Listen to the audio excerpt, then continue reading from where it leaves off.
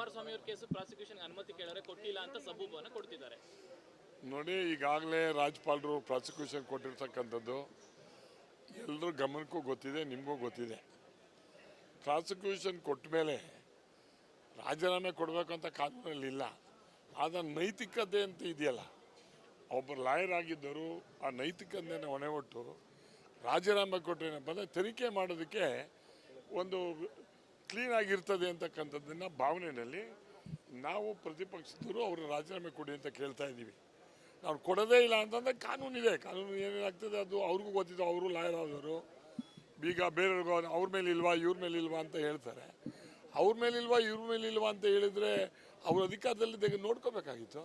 ನನಗೆ ಗೊತ್ತಿರೋಂಗೆ ಆಮೇಲೆ ಪ್ರಾಸಿಕ್ಯೂಷನ್ ಇದೆ ಅವರು ಕೊಟ್ಟಿದ್ದು ಅಂತ ಹೇಳಿದ್ರೆ ಇದು ಸುಪ್ರೀಂ ಕೋರ್ಟ್ನಲ್ಲಿ ಸ್ಟೇ ಇರೋದ್ರಿಂದ ಅದ ಮೇಲೆ ಯಾವುದೇ ಆದಂಥ ಈಗ ಒಂದು ಕ್ರಮ ತಗೊಳ್ಳೋದಕ್ಕೆ ಆಗಲ್ಲ. ಸರ್, ನಾಳೆ ರಾಜ್ಯಾದ್ಯಂತ ಪ್ರತಿಭಟನೆ ಕೂಡ ಮಾಡ್ತಾ ಇದ್ದಾರೆ. ಕಾಂಗ್ರೆಸ್ನವರೇ ಪ್ರತಿಭಟನೆ ಮಾಡಿದ್ದಾರೆ. ರಾಜಭವನವನ್ನ ಬಿಜೆಪಿಯವರು ದುರುಪಯೋಗ ಮಾಡಿದ್ದಾರೆ. ಕುಮಾರಸ್ವಾಮಿ ಅವರು ಅದನ್ನು ಒತ್ತಡ ಏರಿಸ್ತಾ ಇದ್ದಾರೆ. ನೋಡ್ರಿ, ಒತ್ತಡ ಏರಿಸ್ತಾ ಇದ್ದಾರೆ, ಮಾಡ್ತಾ ಇದ್ದಾರೆ ಅನ್ನೋದಲ್ಲ. ಈಗ ಮೂಡಾದಲ್ಲಿ 14 ಸೈಟು ಬಂದಿರತಕ್ಕಂಥದ್ದು ನಿಜ ಅಂತದ್ದು ಸಾಬೀತಾಗಿದೆ. ಅವರ ಬದಲಾವಣೆ ಸೈಟನ್ನು ತಗೊಂಡಿದ್ದಾರೆ. ಅದ್ರ ಬದಲು ನನಗೆ 62 ಕೋಟಿ ಕೊಡಿ ಅಂತಲೂ ಕೇಳಿದ್ದಾರೆ. ಇವೆಲ್ಲ ಅವರೇ ಒಪ್ಕೊಂಡಾಗ ಈಗ ಬೇರೆ ಪ್ರಶ್ನೆ ಯಾಕೆ, ಬೇರೆ ಬಗ್ಗೆ ಯಾಕೆ ಮಾತಾಡಬೇಕು? ಕುಮಾರಸ್ವಾಮಿ ಅವರು ಸರ್ಕಾರನ ಅಸ್ತಿತ್ವಗೊಳಿಸಕ್ಕೆ ಅಮಿತ್ ಶಾ ಜೊತೆ ಸೇರ್ಕೊಂಡು ಇವೆಲ್ಲ ಮಾಡ್ತಿದ್ರು ಅಂತ ನೋಡಿ. ಕುಮಾರಸ್ವಾಮಿ ಅವರು ಮಾಡ್ತಾ ಇದ್ದಾರೆ ಅಂತ ಹೇಳ್ತಕ್ಕಂಥದ್ದು ಅವರು ಭ್ರಮೆ. ನಮಗೆ ನಾವು ಈಗ ಅವಶ್ಯಕತೆ ಏನಿಲ್ಲ. ನಮಗೆ ಕೇಂದ್ರ ಸರ್ಕಾರ ಇದೆ, ನಾವು ಇರ್ತೀವಿ. ಅವ್ರಿಗೆ ಪಾಪ 135 ಜನ ಅಧಿಕಾರ ಕೊಟ್ಟಿದ್ದಾರೆ, ಚೆನ್ನಾಗಿ ಮಾಡಲಿ ಅಂತ ಕೊಟ್ಟಿದ್ದು. ಅದನ್ನು ಬಿಟ್ಟು ಇದನ್ನೆಲ್ಲ ಇದು ವಾಲ್ಮೀಕಿ ಹಗರಣ ಮಾಡುವಂಥ ಕುಮಾರಸ್ವಾಮಿ ಅವ್ರು ಹೇಳೋರಾ ಅಥವಾ BJP ಅವ್ರು ಹೇಳೋರಾ? ಇವ್ರು ಮಾಡ್ಕೊಳ್ಳಿ ಅಂತ ಯಾರು ಹೇಳಿದಾರೋ? ಮಾಡ್ಕೊಂಡ್ಮೇಲೆ ಇಲ್ಲಪ್ಪ 187 ಕೋಟಿ ಇಲ್ಲ, ಬರೀ 89 ಕೋಟಿ ಮಾತ್ರ ಆಗಿರೋದು ಅಂತ ಇವರೇ ಯಾಕೆ ಹೇಳ್ತಾರೆ? ಅವರೇ ಒಪ್ಕೊಂಡ್ಮೇಲೆ ನನಗೆ ಗೊತ್ತಿರೋಂಗೆ ಸಿದ್ದರಾಮಯ್ಯನವರು ಬೇರೆಯವ್ರಿಗೆ ಹೇಳ್ಕೊಳ್ತಂಥ ಇದೇನಲ್ಲ. ಹಠ ಹಿಡಿಬಾರ್ದು. ಇದರಲ್ಲಿ ತನಿಖೆ ನಿರ್ದೋಷವಾದಮೇಲೆ ಅವ್ನು ನಿರ್ದೋಷಿ ಅಂತ ಪ್ರೂವ್ ಆದಮೇಲೆ ಮತ್ತೆ ಬರಲಿಲ್ಲ ಚೀಫ್ ಮಿನಿಸ್ಟರ್ ಆಗಿ ನಮಗೇನಾಗಬೇಕು? ಅದನ್ನೇ ನಾನು ಹೇಳ್ತಿರೋದು. ಅವರಿಗೆ ನೈತಿಕತೆ ಬಂದಿರೋದ್ರಿಂದ ಅದು ಇಮ್ಮಿಡಿಯೇಟ್ ಆಗಿ ಇದನ್ನು ತನಿಖೆ ಮಾಡೋಕ್ಕೆ ಅವಕಾಶ ಮಾಡಿಕೊಟ್ಟು ಅವರು ಚೀಫ್ ಮಿನಿಸ್ಟರ್ ಮುಂದುವರೆದ್ರೆ ಎಲ್ಲೋ ಒಂದು ಹಂತದಲ್ಲಿ ಎಲ್ಲದನ್ನು ಕೂಡ ಮರೆಮಾಚ್ಬೋದು ಅಥವಾ ಇನ್ನೊಂದು ಆಗ್ಬೋದು. ಅದು ಆಗಬಾರ್ದು ಅನ್ನೋ ದೃಷ್ಟಿನಲ್ಲಿ ನಾವು ರಾಜೀನಾಮೆ ಕೊಡಿ ಅಂತ ಕೇಳ್ತಿದ್ದೀವಿ. ಕಾನೂನಿಲ್ಲ ಅಂತ ನಮಗೂ ಗೊತ್ತಿದೆ, ನಾವು ಲಾಯರೇ, ಬಟ್ ಅವರು ಲಾಯರೇ. ಬಟ್ ಅವ್ರು ಮಾತಾಡೋದು ರೀತಿ ಇತ್ತಲ್ಲ, ನಾನೊಬ್ಬ ಲಾಯರು ಗೊತ್ತಿಲ್ವೇನ್ರಿ ನಿಮಗೆ ಅಂತ ಹೇಳ್ತಿದ್ರಲ್ಲ. ಈಗ ನಾನು ಅವ್ರಿಗೆ ಪ್ರಶ್ನೆ ಮಾಡ್ತೀನಿ, ನೀವು ಲಾಯರ್ ಆಗಿ ನೈತಿಕತೆಯಿಂದ ನೀವು ರಾಜೀನಾಮೆ ಕೊಟ್ಟು ಮುಕ್ತವಾಗಿ ಒಂದು ತನಿಖೆ ಆಗೋದಕ್ಕೆ ಒಂದು ಆಸ್ಪದ ಮಾಡಿಕೊಂಡ್ರೆ ನೀವು ರಾಜ್ಯದಲ್ಲಿ ದೇಶದಲ್ಲಿ ಒಂದು ಒಳ್ಳೆಯ ರಾಜಕಾರಣಿ ಅಂತ ಅನ್ಸ್ಕೊಳ್ಳೋಕೆ ಒಂದು ಅವಕಾಶ ಆಗುತ್ತೆ ಅಂತ ನನ್ನ ದೇಶದಲ್ಲಿ ಬಿಜೆಪಿಯೇತರ ಸರ್ಕಾರವನ್ನ ಅಸ್ಥಿರಗೊಳಿಸುವಂತ ಪ್ರಯತ್ನವನ್ನ ಮಾಡ್ತಾ ಇದೆ NDA. ಯಡಿಯೂರಪ್ಪನವ್ರಿಗೆ ಪ್ರಾಸಿಕ್ಯೂಷನ್ ಮಾಡಿದ್ರಲ್ಲ, ಅವಾಗ ಯಾವ ಸರ್ಕಾರ ಇತ್ತು? ಅವಾಗ ಏನಾಗಿತ್ತಂತೆ ಮಾತಾಡ್ತಿದ್ದು? ಅವಾಗ ಗೊತ್ತಿದ್ದಿಲ್ವಂತ ಇವ್ರಿಗೆ? ಅವ್ರು ಹೇಳೋದು ಯಡಿಯೂರಪ್ಪನವ್ರದ್ದು ನೇರವಾಗಿ ಚೆಕ್ ನಲ್ಲಿ ಕೊಟ್ಟಂತದ್ದು ಇದೆಲ್ಲವೂ ಕೂಡ ಸಾಕ್ಷ್ಯ ಇತ್ತು ಹಗರಣ ಆಗಿರೋದು, ಭ್ರಷ್ಟಾಚಾರದ್ದು. 14 ಸೈಟು ಅಲಾಟ್ಮೆಂಟ್ ಆಗಿದೆಯಲ್ಲಪ್ಪ, ಚೆಕ್ ತರಾನೇ ಅಲ್ವೇನ್ರಿ? ಚೆಕ್ಗಳಲ್ಲಿ ಇನ್ನೇನು 14 ಸೈಟು ಅವ್ರ ಹೆಂಡತಿ ಹೆಸರಿಗೆ ಬಂದಿದೆ ಅಂತಂದ್ಮೇಲೆ ಚೆಕ್ ಏನು? ಆಮೇಲೆ 62 ಕೋಟಿ ದುಡ್ಡು ಕೊಡಿ ಅಂತ ಅವರೇ ಕೇಳೋರಲ್ರಿ. ಅದಕ್ಕಿಂತ ಇನ್ನೇನಾಗಬೇಕು? ಒಬ್ಬ ಮುಖ್ಯಮಂತ್ರಿ ಅದು 62 ಕೋಟಿ ಕೇಳ್ತಾರ ಅಂತ ಬರ್ಕೊಂಡ್ಬಿಟ್ಟು ಅವರೇ ತಗೊಳ್ಬೋದಾಗಿತ್ತು. ಕೊಡಲ್ಲ. ಕುಮಾರಸ್ವಾಮಿ ಅವರ ಕೇಸು ಪ್ರಾಸಿಕ್ಯೂಷನ್ ಅನುಮತಿ ಕೇಳಿದ್ರೆ ಕೊಟ್ಟಿಲ್ಲ ಅಂತ ಸಬೂಬನ್ನು ಕೊಡ್ತಿದ್ದಾರೆ. ನೋಡಿ, ಈಗಾಗಲೇ ರಾಜ್ಯಪಾಲರು ಪ್ರಾಸಿಕ್ಯೂಷನ್ ಕೊಟ್ಟಿರ್ತಕ್ಕಂಥದ್ದು ಎಲ್ಲರ ಗಮನಕ್ಕೂ ಗೊತ್ತಿದೆ, ನಿಮಗೂ ಗೊತ್ತಿದೆ. ಪ್ರಾಸಿಕ್ಯೂಷನ್ ಕೊಟ್ಟ ಮೇಲೆ ರಾಜೀನಾಮೆ ಕೊಡಬೇಕಂತ ಕಾನೂನಲ್ಲಿಲ್ಲ. ಆದರೆ ನೈತಿಕತೆ ಅಂತ ಇದೆಯಲ್ಲ, ಒಬ್ಬರು ಲಾಯರ್ ಆಗಿದ್ದರು ಆ ನೈತಿಕತೆಯನ್ನು ಹೊಣೆಗೊಟ್ಟು ರಾಜೀನಾಮೆ ಕೊಟ್ಟರೇನಪ್ಪ ಅಂದರೆ ತನಿಖೆ ಮಾಡೋದಕ್ಕೆ ಒಂದು ಕ್ಲೀನ್ ಆಗಿರ್ತದೆ ಅಂತಕ್ಕಂಥದ್ದನ್ನು ಭಾವನೆಯಲ್ಲಿ ನಾವು ಪ್ರತಿಪಕ್ಷದವರು ಅವರು ರಾಜೀನಾಮೆ ಕೊಡಿ ಅಂತ ಕೇಳ್ತಾ ಇದ್ದೀವಿ. ನಾವು ಕೊಡೋದೇ ಇಲ್ಲ ಅಂತಂದರೆ ಕಾನೂನಿದೆ, ಕಾನೂನು ಏನೇನಾಗ್ತದೆ ಅದು ಅವ್ರಿಗೂ ಗೊತ್ತಿದೆ. ಅವರು ಲಾಯರ್ ಆದವರು ಈಗ ಬೇರೆಯವ್ರಿಗೂ ಅವ್ರ ಮೇಲೆ ಇಲ್ವಾ ಇವ್ರ ಮೇಲೆ ಇಲ್ವಾ ಅಂತ ಹೇಳ್ತಾರೆ.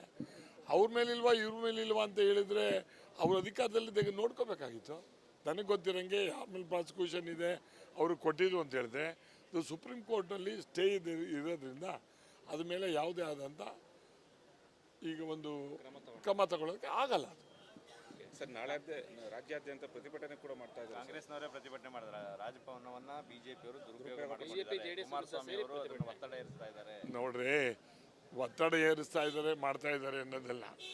ಈಗ ಮೂಡಾದಲ್ಲಿ 14 ಸೈಟು ಬಂದಿರತಕ್ಕಂಥದ್ದು ನಿಜ ಅಂತದ್ದು ಸಾಬೀತಾಗಿದೆ. ಅವರ ಬದಲಾವಣೆ ಸೈಟನ್ನು ತಗೊಂಡಿದ್ದಾರೆ. ಅದ್ರ ಬದಲು ನನಗೆ 62 ಕೋಟಿ ಕೊಡಿ ಅಂತಲೂ ಕೇಳಿದ್ದಾರೆ.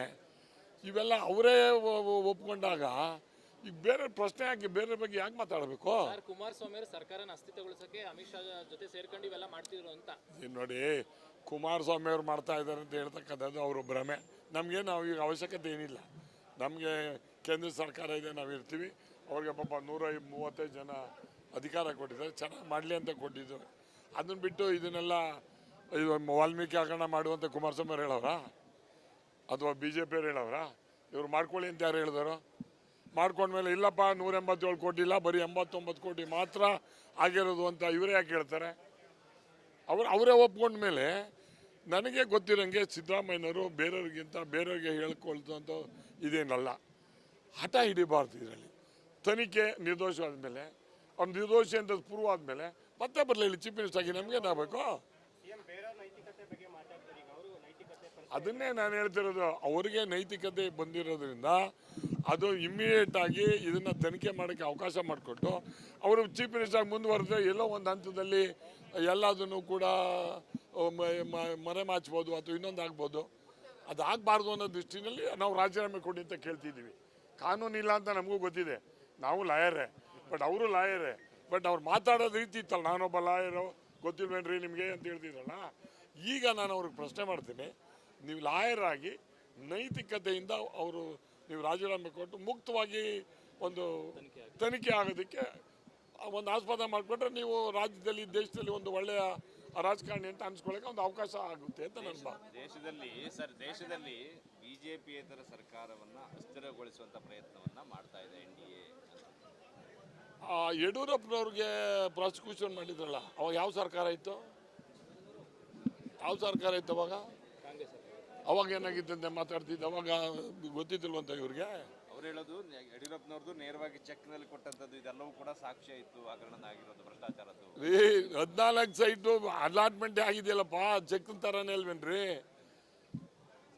ಚೆಕ್ಗಳಲ್ಲಿ ಇನ್ನೇನು 14 ಸೈಟು ಅವ್ರ ಹೆಂಡತಿ ಹೆಸರಿಗೆ ಬಂದಿದೆ ಅಂತಂದ್ಮೇಲೆ ಚೆಕ್ ಏನು? ಆಮೇಲೆ 62 ಕೋಟಿ ದುಡ್ಡು ಕೊಡಿ ಅಂತ ಅವರೇ ಕೇಳೋರಲ್ರಿ. ಅದಕ್ಕಿಂತ ಇನ್ನೇನಾಗಬೇಕು? ಒಬ್ಬ ಮುಖ್ಯಮಂತ್ರಿ ಅದು 62 ಕೋಟಿ ಕೇಳ್ತಾರ ಅಂತ ಬರ್ಕೊಂಡ್ಬಿಟ್ಟು ಅವರೇ ತಗೊಳ್ಬೋದಾಗಿತ್ತು. Thank you.